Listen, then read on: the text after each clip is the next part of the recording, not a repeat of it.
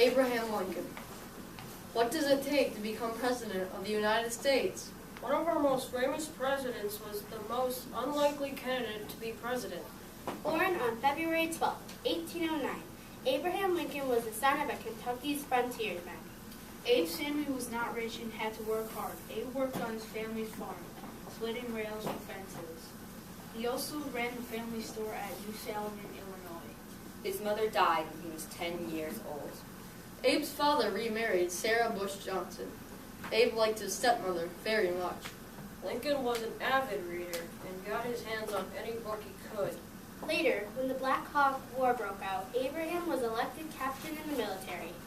After the war, Lincoln spent 8 years in the Illinois legislature. In 1839, Lincoln met Mary Todd at a dance.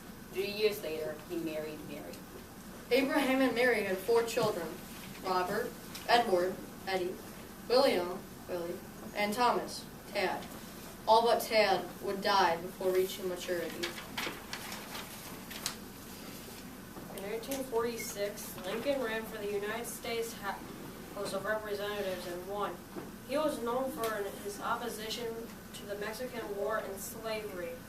When he completed his term, he returned home to his law practice. He was more serious about it than ever. Lincoln's interest in politics surfaced to him, and he ran unsuccessfully for the U.S. Senate. Lincoln opposed the Dred Scott decision in 1857 and gave his famous House Divided speech in 1858. He participated in the famous debates against Stephen A. Douglas. Lincoln opposed the spread of slavery to the territories, but it was not abolished.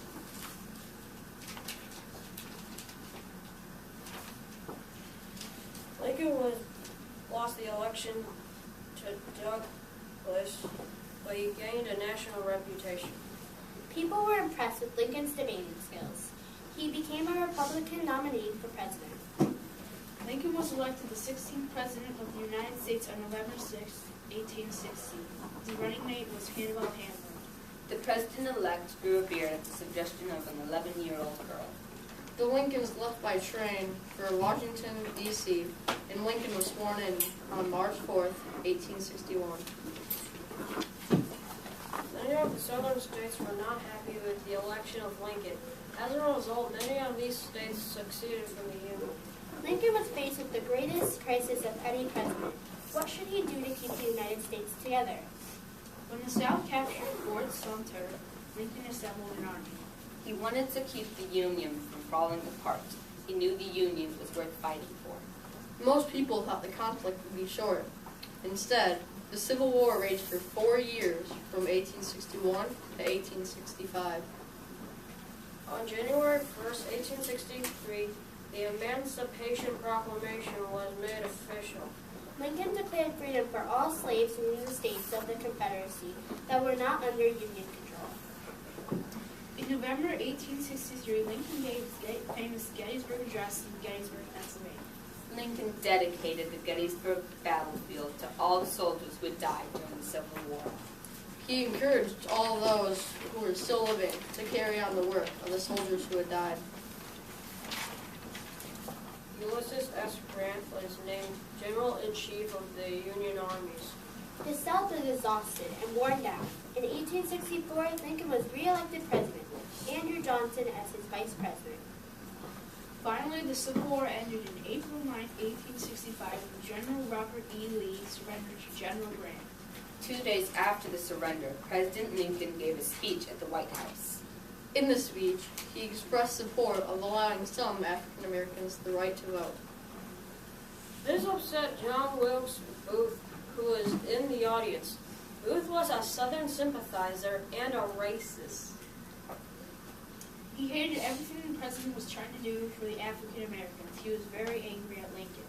On the evening of April 14, 1865, President Lincoln and his wife attended a play at Ford's Theater. During the performance, Booth entered the president's state box from the rear. Booth shot President Lincoln in the back of the head. President Lincoln did not die right away. He was carried to the Peterson House across the street. Lincoln died the next morning at 7:22 a.m. It was a sad day in America. Lincoln was the first president of the United States to be assassinated. The nation mourned his death, and many in the nation were stunned by this event. Lincoln's body was brought to Springfield, Illinois, where he was buried in Lincoln's tomb in Oak Ridge Cemetery. Andrew Johnson was sworn in as president and immediately faced the task of reconciling the United States after the devastating Civil War. After Lincoln's death, President Johnson began the Reconstruction of the South. By the time Congress met in December 1865, most of the Reconstruction was completed. Slavery was abolished in many areas. The nation will always remember President Abraham Lincoln as a man who fought for freedom and the rights of others. He led the nation during a time of great strength. His legacy is one of determination and perseverance.